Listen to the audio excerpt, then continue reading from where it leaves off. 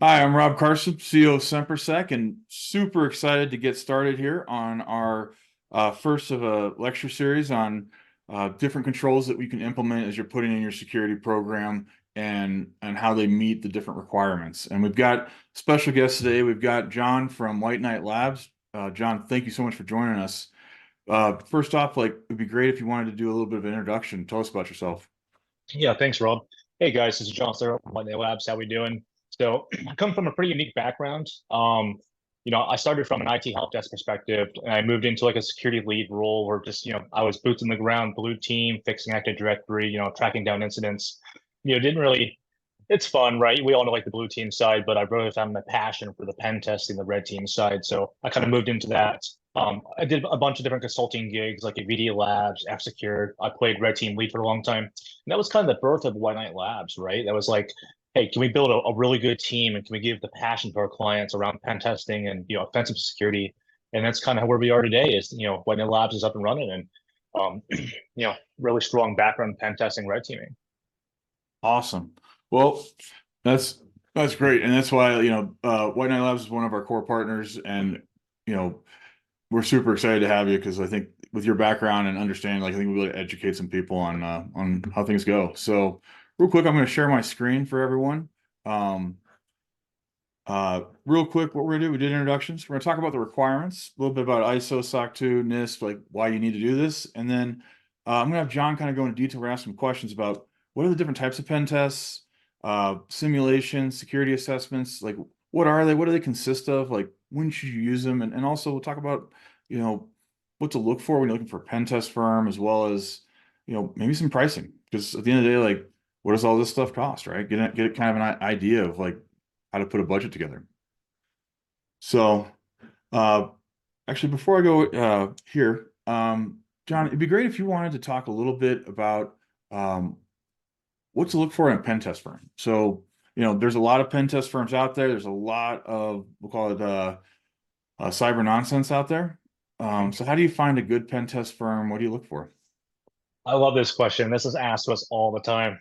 It's a great question. So let's give some facts out here. So the last time I checked, there was 13,100 registered penetration testing companies or cybersecurity firms in the United States registered as an LLC. That's excluding incorporations, publicly traded companies. Those are just private firms. That means you have about 13,000 choices, give or take. Some other firms may not advertise what a cyber, pen test is, or they might not have an offensive arm. Okay, so when you're picking a firm, if you get on the Google and you type in top penetration testing companies, that's a pretty good list there of the most common penetration firms you're going to have. Now, we always recommend when vetting a pen test firm, do they have reputation? Do they have any references and things around those lines? Now, when you get on Google, you're going to find the sponsor, the paid ads. I recommend skipping those, right? You want to go down to generated organic content on Google. That's your first step. You always find the first three pen test shops. That's the first step in finding a good firm. You're gonna want to get on a scoping call with these, or actually talk to someone live on a Zoom call like we were doing today. That's the most important reason, because if you're receiving pricing before you even have a scoping call, before they even understand your environment, that tells me that they're not really a good shop, or they're extremely busy and they probably can't handle or give you a really good valid test. Or Right? do you That's think the it's second. also going to be a little more commoditized? Like it's Exactly. Yep. For example, we always require a scoping call live on Zoom. We can get base pricing meeting, but we want to understand your environment. We want to be thorough. We want to give you that gold standard. That's what you should feel comfortable talking to us. And as we're the experts, right? We're the one testing you guys. So step two is always get on the phone with your pen test shop and understand who they are. And step three is get pricing. Make sure they understand the assignment and understand what you're getting. Read the SAL, read the requirements. Make sure you're very thorough, and then you compare prices across all three firms. That's the most basic model you can follow for picking your pen test firm. No, that makes sense. What about so it's interesting, one of the things that I've had customers come back where they send them to a pen test firm, and they come back with an SOW that's 60 grand. And usually my first question is what did you sign up for? Because you guys do a lot of things, but what do they need, right? And how would you recommend, so like let's say you're head of security company, never done a pen test, or last pen test you did was 2 years ago, whatever. How do you recommend they start? Because like obviously there's a lot of different levels of pen tests. You might have all these different web apps, things like that. Like, how would you recommend that? Good question. That's a complex one. The most basic way to answer that is two parts. What does a company do? How does it generate revenue, right? If you're dependent on web applications, if you have external services hosted and they go down, and the company's not making money anymore, that's probably what you need to get pen tested, right? Probably not so much infrastructure. Should you not test infrastructure? Of course you should. You should, of course, get an external internal pen test because the company itself doesn't get hacked as well. But it all depends on what's driven by revenue for your company. Okay, let's just say your typical bank, most of your stuff is in-house, you have on-prem, you're using 365 for your solutions. We're going to recommend, if you've never worked with my company before, we're going to recommend a basic external and internal pen test. What that includes is we're going to do simulated attacks. We're going to check your internal. We're going to run vulnerability scans, and we're going to look for anything, or what I call them low-hanging fruit, get domain admin, things like that, and really give you a valuable test that you can create actual items around. After that, we'll then attempt to work with you on different service offerings. I Going think back to that the makes original, sense. So, is that some of that because like it's the customer's ability to execute, right? Like if they haven't done scanning or pen testing, they probably don't have a very good vulnerability management process. exactly. Right. And we always recommend getting a pen test first before jumping into something crazy like a red team. Most clients today aren't ready for a red team unless they've have a proven track record of having multiple pen tests every year. We see it on a day-to-day basis. Okay, that makes sense. And one of the things I was going to talk about is like, so when you're doing like ISO 27001, uh, there's a requirement for technical vulnerability assessment from third party, right? It doesn't necessarily say pen test, whereas if you go into FedRAMP or some of the NIST spaces, like it's much more specific that you need to have an actual assessment done. But and that's why, for everyone, listening into this, the reason why you want to do a real pen test, even if the technical control on the framework that you're doing doesn't say specifically pen test, it does ask for at least a third party to do some sort of technical assessment. And two, your customers, if you're getting certified, most likely you are moving into that market space where they are putting security addendums on your contracts, things like that, and they're going to ask you for a pen test. They're going to say, "Hey, make sure you contractually require that you do a pen test every year." They're going to want to see the results, which actually brings me to a next question.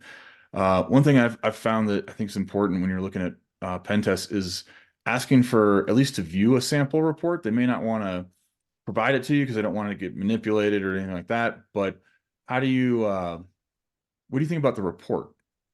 I think that's a good question. So we give out sample reports, and honestly, guys, in my personal opinion, if they get leaked, they get leaked. It's for the client, it's for the customer to see what type of reporting, the type of recommendations, then in the type of expert level we're going to provide them, right? Without that, how can they judge that we're the right vendor, the right pen test shop? So I get some shops don't want to give documentation, things like that, but in this case here, we're competitive, and we want to make the clients feel good. If they get released, it is what it is. Right. Yeah. Well, and I advise clients to like ask about it because like at the end of the day, when it doesn't matter how good you are as a pen tester, if that report doesn't reflect it, Mhm. that's the only artifact that a pen test shop has to show what they did. Because a lot of, as opposed to what we do, where we're working with customers on a regular basis, they had the start, you go, they get the results, potentially. Like there might be some check-ins, things like that, but they're not going to necessarily see and when you're doing those things, right? Yep. And I was gonna say, anyone listening to this, if you have questions along the way, feel free to put them in the chat, and we'll definitely get to them as we're going along the way. So let's talk about different types of pen tests. So you've got network, you've got wireless, or sorry, you got wireless pen tests, you got network pen tests, which kind of seems like the same thing to me, but maybe there's some differences there, as well as web app, and then I've seen like cloud pen tests. So can you kind of describe what those are and when they make sense? Yeah, sure. So when we talk about network pen tests, right, they're kind of bundled into like the external surface, the attack perimeter, the internet of things, right? So that's kind of like the bulk of it. Then you have the internal, where the servers, your Active Directory, your file server, print servers, all that kind of stuff sits. We kind of bundle those together. We sell internal, external. You'll see a lot of other firms do that same terminology as well. Then you kind of break it up, right? When we say network pen test, that doesn't include web app. Web app is its own different focus. A web app can be web applications, it can be mobile app, it can be IoT in certain cases, it can be API, it could be web sockets, it could be many things like that. When we shift over to the cloud, Now, this is where it kind of gets a little muddy because cloud's a newer technology, newer things. It hasn't been around for a lot of things. So a lot of firms, and you got to be careful around cloud terminology, is when you say, hey, I want a cloud pen test. Some firms will take it like, oh, hey, I want a cloud infrastructure pen test. And that's not the right version. So make sure you look out for that. When we refer to a cloud pen test, we're actually talking about testing your Azure, AWS, or GCP, the three most common you're going to find today. Security reviews, like we're actually do a full pen test, look at your CS benchmarks, look at any misconfigurations. We're actually looking for attack paths inside the environment. That's the most common way we've seen it done. Different firms have different terminology, so make sure you understand what those are.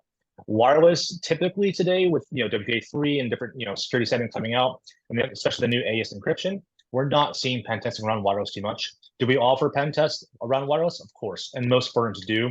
It's kind of a dying breed because wireless is getting more and more secure as the years come on. So we've seen a huge increase around there.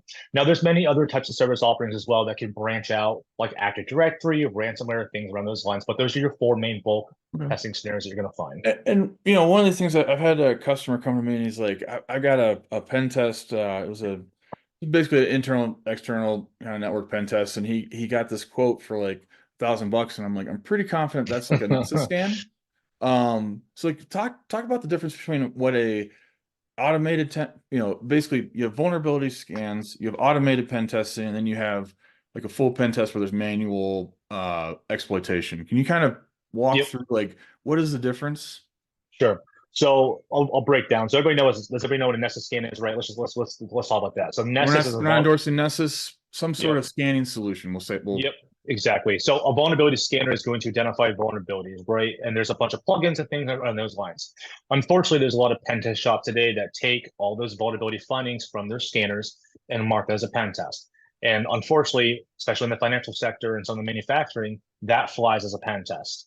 There's no certification or validation that the pen test shop is not, using a vulnerability scanner today as a pen test. We see that happen with clients all the time. What a true pen test is we call it's 20% automation and then 80% manual testing, and that is a full-blown pen test. So we do the typical vulnerability scanning as well, which we give those results, and we incorporate that into the pen test based on our additional testing. So it's not just finding a vulnerability. We have to identify, is it exploitable? Does it matter? What's the risk associated to that? And then there's also other things that we identify that a vulnerability scanner can't find, such as like password spraying against 365, finding domain admin or, finding an Active Directory misconfiguration or exploit. We will go and, we'll attempt those. Your typical vulnerability scanner won't do that and won't identify that. That's basically the most basis of what a pen test actually gives you, is actual items that need to be addressed. If you're just getting things around a vulnerability scanner, it's not a good pen test. Because like one of the things that, if I'm a cloud host, if I'm a SaaS provider, when I sat on the back end, like I would get the pen tester and I'd be like, okay, I'm going to give you access to one system. I want to see if you can pivot and get to some other customer system. Because like, you think about like, what are the concerns? And that obviously requires some actual skill set. And that goes back to, we were talking about what you look for in a pen test firm, talk about skills, right? Because there are some pen test firms that are, if you are a auto manufacturer, hey, there's great firms that can do car hacking, right? There's firms that are some of the best at web app, network, or maybe there's SCADA systems, right? So talk about like kind of the talent pool of where you see like, where do people start, and then how do they branch into different things? Yeah, this is a hard one because this is something that when we created White Knight Labs, we had to take a strategic move against. And I'll give you an example. So we've worked at other shops, won't call out names. It's where I would call them jack of all trades, where they have a little bit of knowledge across all different areas. And most pen test shops will have full-time hires that go across all fields, and they're very well-rounded engineers. That works to a certain point where you stop finding findings, right? We want to be, not here, but we want to be up here, for example. So what we've developed, and a lot of other firms have developed this kind of methodology today, is where they build out teams specifically around web app or SCADA or car hacking. And those guys live and breathe car hacking. They live and breathe web application testing. So you only hire the best, or you only teach guys or train them around web application testing. So those are good questions to ask your pen test shop for when you're choosing them as well. When it comes to hiring engineers, most engineers should be thoroughly vetted. You want to make sure you're getting senior engineers or principal engineers on your job. And then hopefully you're not just getting junior. And that's been the biggest issue we've seen this year, is we're seeing a lack of talent come through, unfortunately, with today's market, especially on the US side. What about yeah, no, it's funny. See, I got two, now you simulated some more questions here. So yeah, one of the things that I've seen is, we usually recommend this for our customers is like after you've had them for 2 years, you talked about like they stop getting financed, right? Like, we talk about rotating pen test firms. And I know that like you as a pen test shop, like, you don't want that, but what do you see on that to, either if they want to stay with the same shop, how to mitigate it, but also, what are your thoughts? This is a really good question. I love this one. So, you think as a pen test, as an owner of a pen test shop, I want you to stay with me forever. I really don't. I want you to have a brand new set of eyes. I want someone who maybe thinks a little bit different than my shop does, because I have some sway in my guys and how we think and how we operate. Maybe there's someone else that they've hired someone new or done various things, and they can see something really unique. It doesn't mean one shot's better than the other one. So maybe it's just a different outlook or a different approach or different scoping methodology that we don't follow, right? So it's really good. We want you guys to go somewhere else because you'll never be 100% secure just using my company or another pen test firm. You always want to rotate, so which is really really good. And you'll find different things. Yeah. And I would say Yeah. like, I've, we've had this in the past where like, it's sometimes it's asking you, hey, and you can ask this if your pen test shop that you're working with, I think is reputable, they're going to tell you who they recommend Yep. because they know who their peers are and they know who are not their peers. And be like, hey, Exactly. With trusted partners. it's like Yep. go over here. These guys will take care of you. They're going to give you a different look. Because I would agree with you, right? Like you got to be able to rotate that stuff around occasionally. Because like it's just, and it doesn't mean you can't come back to them, but get fresh eyes. Exactly. Cool. So let's talk a little bit. Let's go into attack sim, right? So, one of my favorite things is purple team, right? Because when I look at when a customer is, let's say they want to go buy a sim, right?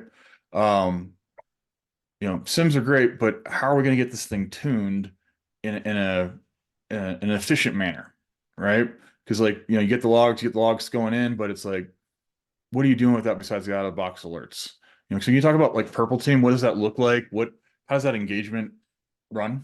Perfect. Yeah. Good question. So there's a lot of confusion around what purple teaming is today. And there's the two most common engagements I'm going to give you guys an example of. So the most common one that most of you will probably be familiar with is a firm will come in, they're going to run, let's say, the most top 150 TTPs off the MITRE attack framework. And they're going to say, hopefully you alerted some of these or saw some of these. They'll replay them a few times and you'll say, yep, I'm good, I'm good, I'm good, I'm good. And then they leave. That's the most typical purple team. I hate that model. I think that's the worst model possible. Honestly, the model that I really like, and this is the one that I push down all for all of our clients, is we're going to do a pen test. It's going to be a purple team oriented. What we're going to do is we're going to find domain admin.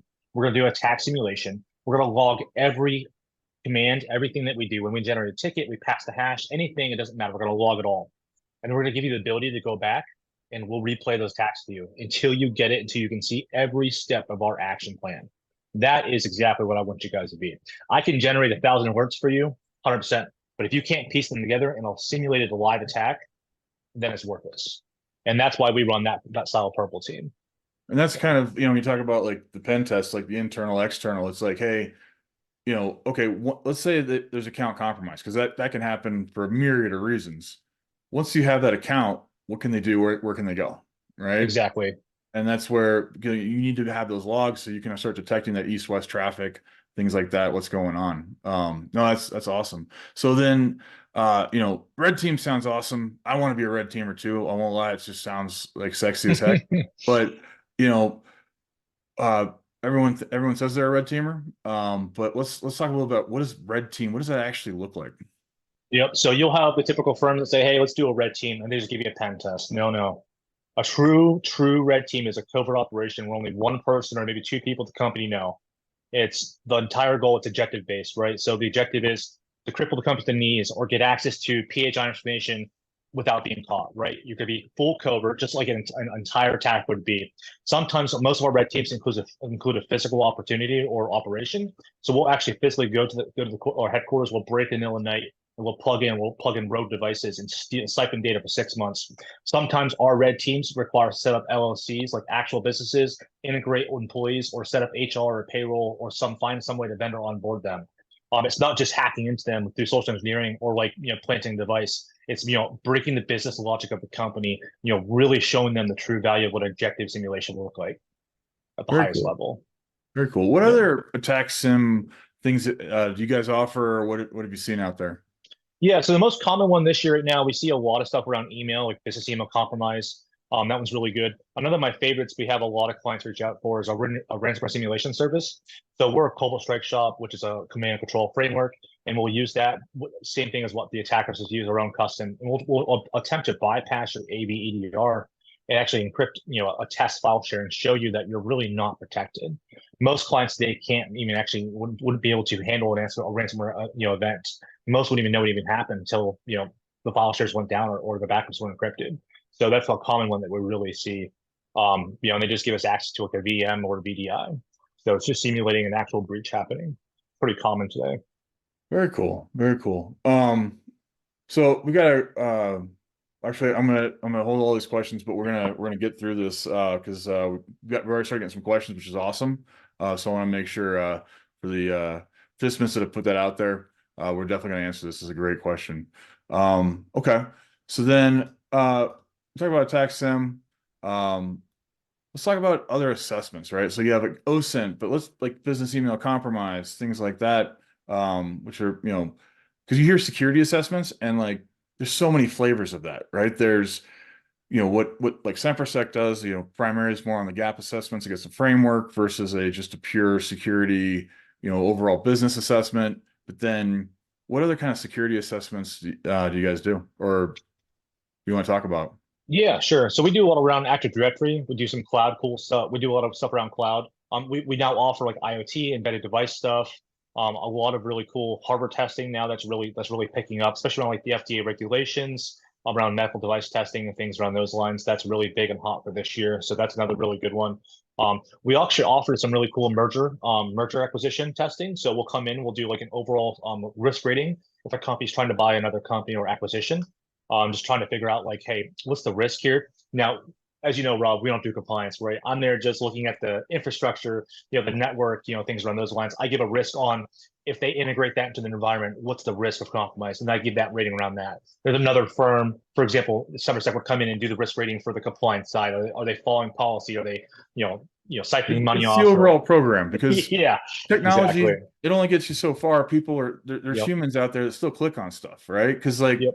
you think about it, like your pen tests or your assessments, like okay, you're looking at the technical controls, things like that. But at the end of the day, those technical controls are only as good as the people and process to maintain them, and make sure that like, are we consistent, right?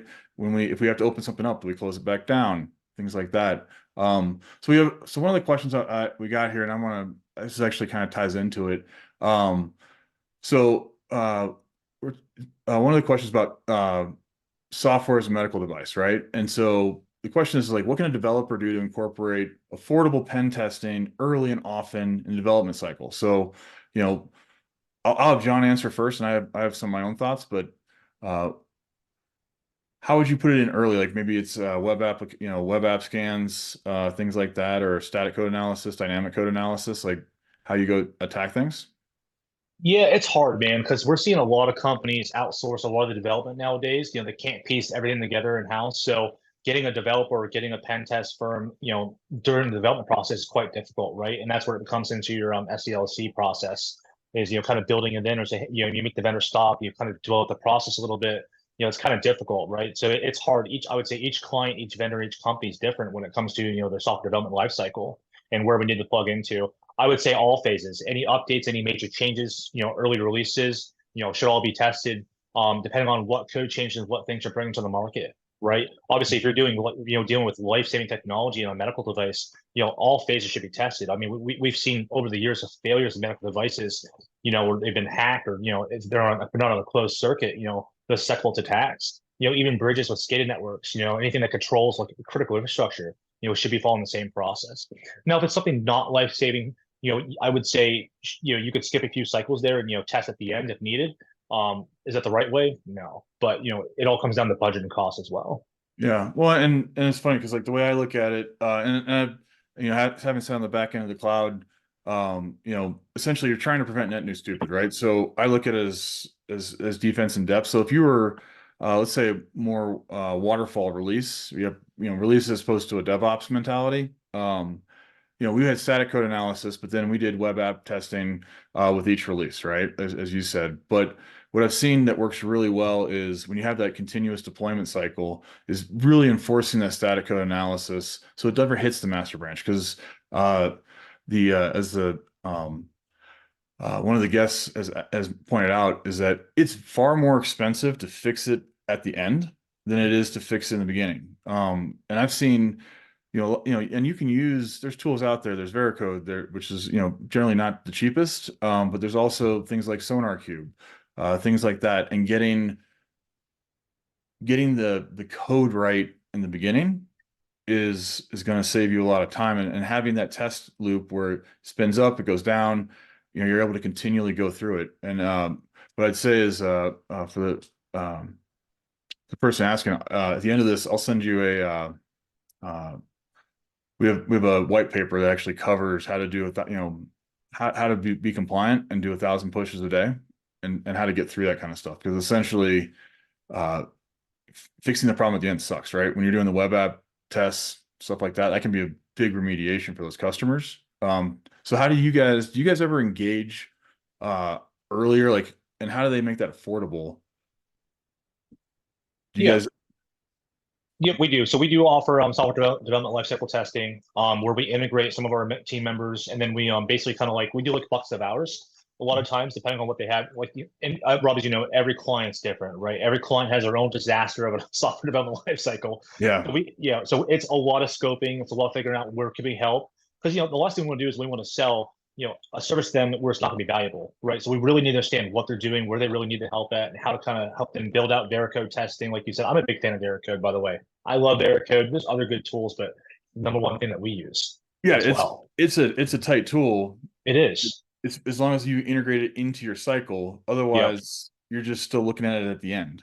Exactly. And just so you know, Veracode testing, it's not enough, right? You still want to get people who can look at the source code review. You still want to do your typical testing around source code, dynamic testing, and then even fuzzing as well. And what fuzzing is going to take some weird use cases that would never probably happen in real life unless someone's really, really looking, and then test those, right? And there's other companies that can build these, they're called harnesses, where they throw these super edgy test cases that could, like, for example, take down drone mid-flight in air, or maybe crash the device, or maybe spike someone's heart rate on the medical device. So crazy stuff, right? So there's a lot of software to testing around the lifecycle and what you can and can't do.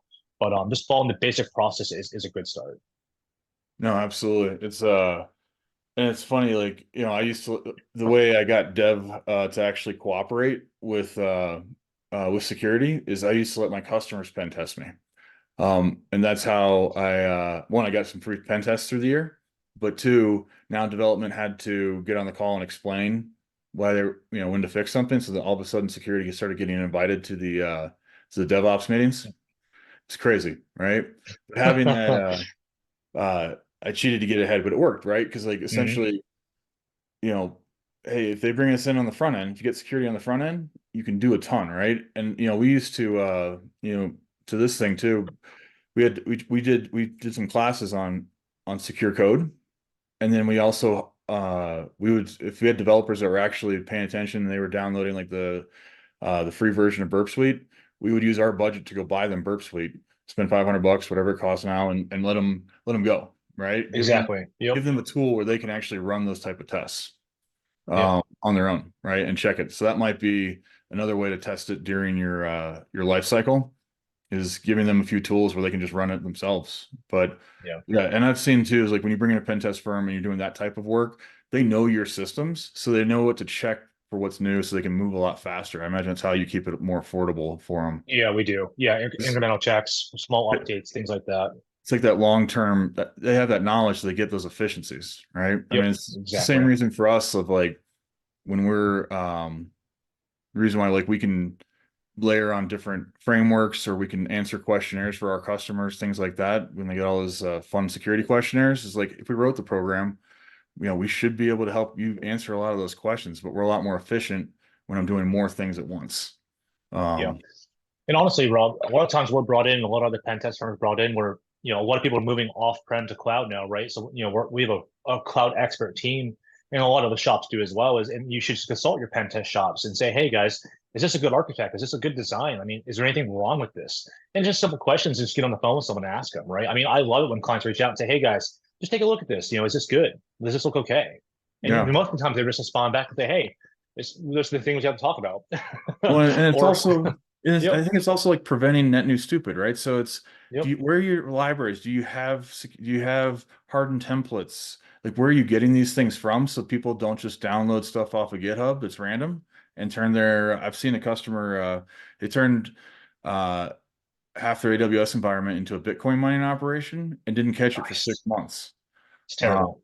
yeah, which Yep. is I learned a fun trick the other day is actually like, one of your security alerts should be your spend in Yeah, AWS you're or right. It Azure. should. It's Yes, like that's a clear indicator of like, man, we just doubled and we didn't like, why did our bill just double? Something's up. exactly. Yep. Yeah. Um, checking those type of things. That's interesting. Well, cool. No, and I'm talking, you guys have OSINT, stuff like that. Like, when do you use OSINT? So that's a good one. So I would say it's not too often. It's not the most popular service offering, but we do offer to keep it out there. And there's a few reasons why. There's a few services or a few companies that reached out to us. I would say more, crime related, where we're trying to, identify a phone like what was in use, or identify certain file types or certain things that happens related to, I would say crime organizations, things like that. We've tracked people down. We've sent red canaries out and things like that around like certain phones. So it's more around investigative purposes. Sometimes we see around the OSINT where it's like, hey, our CFO, we want to see what you can find out about him. What's his wife posting on Facebook, building about attack surface around a person. Well, and that's really important because if I can figure out where your CFO is at all times, what his birthday is, all his children's names, and all his social media profiles are not public. I mean, they're public but not private, or you see too much information, there's a problem there. You got Yeah. to train your executives around that. So that's another common one that we operate around as well. Yeah, look for John's OnlyFans page. I mean, those people, it's, Exactly. his side hustle. But you're looking for like, are they exploitable, right? Mhm. Things like that. So hopefully that answers the question. Please keep them coming. These are great questions. And please let me know in the chat if that didn't answer your question. We can definitely dive deeper into it. So let's talk about costs, right? So Yeah. what, you know, there's an entire spectrum, right? I've seen, I'm using quotes, $1,000 pen tests, and I've seen, $100,000 pen tests. Yep. And, typically it's usually based on the size of the organization and what they actually need to test. But, what's a good budget number? Let's say it's a 100-person company, they've got a SaaS product, you know, what would be, and they're hosted in the cloud, right? Coffee Yep. shop model. How would you like kind of scope that? Because I know it's putting you on the spot, but it's also, I think it's good to give people an estimate of like what to put aside and go, okay, hey, you should be able to get something if it's your first one for this, stuff like that. Yeah. So if it's our first one and then the cloud, which we're going to test the cloud as well in the external surface. Let's just say they're a small, medium business, they give us typical scoping numbers. They'll probably, depending on what they're looking for, they'll probably be between ten and $25,000. That's the most average day rate, kind of scenario they're going to get. And that can fluctuate up and down depending on what they tell us. And that's a good tip for someone who's scoping out a pen test, especially, if you're telling your pen test firms, I want social engineering, I want wireless testing, I want this, I want that, it's going to add to the price. So make sure you be really direct in what you're looking for. And that's why you're going to see those big quotes. Just tell them what you really need. Don't add an extra fluff. And that need just be direct. So if you're seeing $60,000, $80,000 quotes, I would definitely get other quotes, other recommendations from other pen test shops as well. Because typically, unless you have an extremely massive scope or you're having something highly customized, it should never be that much. And then what are some tips you would say to besides, making sure you do that, any other tips you'd have to keep your costs down if you're a customer and you're like, hey, you know, how do I get the best pen test I can for what I can afford? Yep, exactly. Honestly, being honest with budgetary numbers, we see a lot of clients hold back, and then a lot of shops will either shoot like way above their budgetary numbers. And that's a good starting thing. I know a lot of people hate to talk about budgetary numbers, but it really lets us know where you kind of sit, and we can always come back and say, hey guys, I can't do my whole network. Can I just do a portion? Or here's all my critical assets. Can you do a light test against these, and then do a really heavy focus here? Or if you're just trying to look around misconfigurations around Active Directory or simulated attacks, say, hey guys, I can only afford 1 week of testing. What can you do for me? And then most shops are willing to work with you. They'll still give you a great report, you're just not going to get 4 weeks. You'll just get a week, but you still at least have some form of testing being completed. Absolutely. No, and I think that's a key thing is you almost want to find the businesses that are terrible at sales but good at what they do. Where they're like, okay, what can I fit into this number to give you something that's useful, right?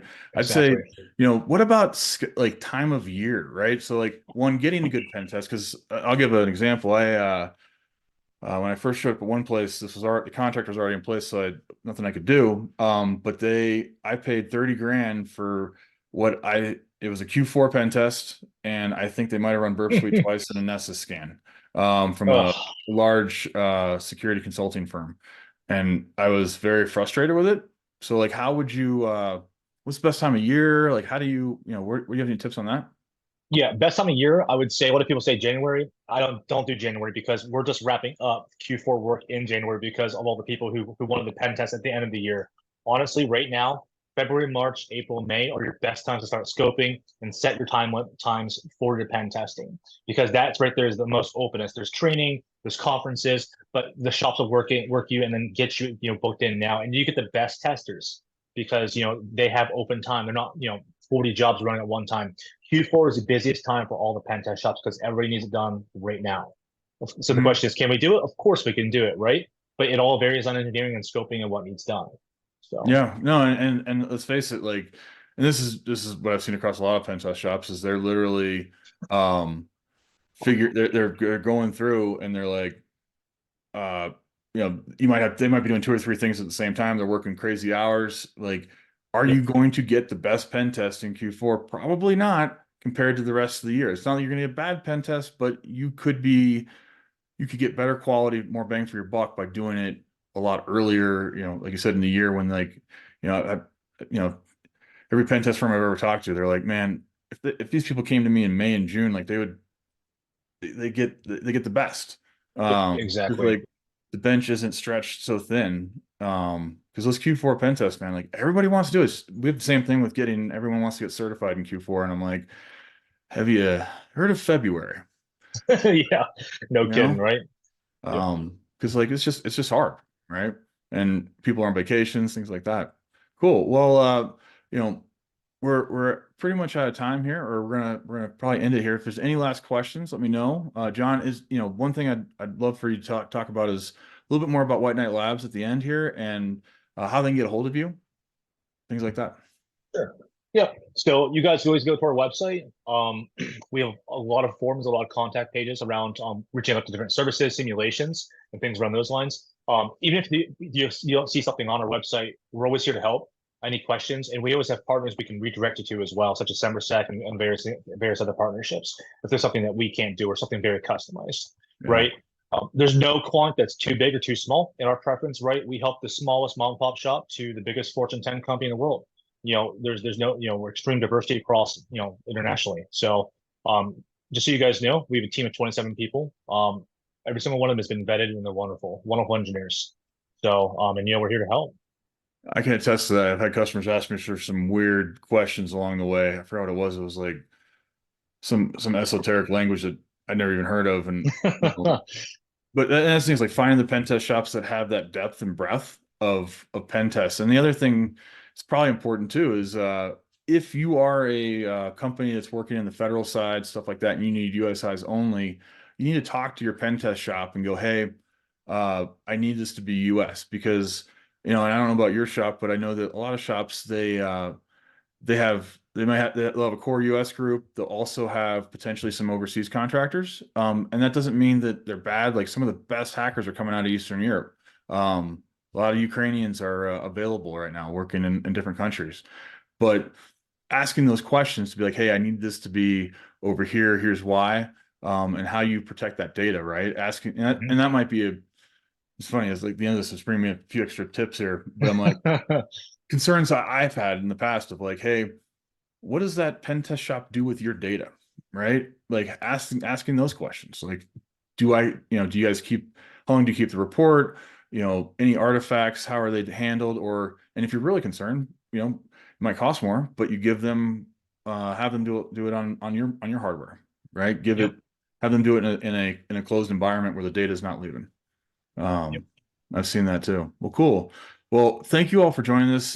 This is John. I can't thank you enough for talking to us and helping us understand like what to look for. Because like at the end of the day, like there's so much, I call it the cyber bullshito, but it's out there, right? And like Yep. getting this level one pen test, I'm using quotes for those who just might be listening to the audio, like if you're gonna do it right, but you can get a lot more bang for your buck by going to, someone like White Knight Labs as opposed to some of these big shops where a lot of times, I've seen this in the past where those big shops are just contracting with the small guys that actually know what they're doing because maintaining that bench is hard.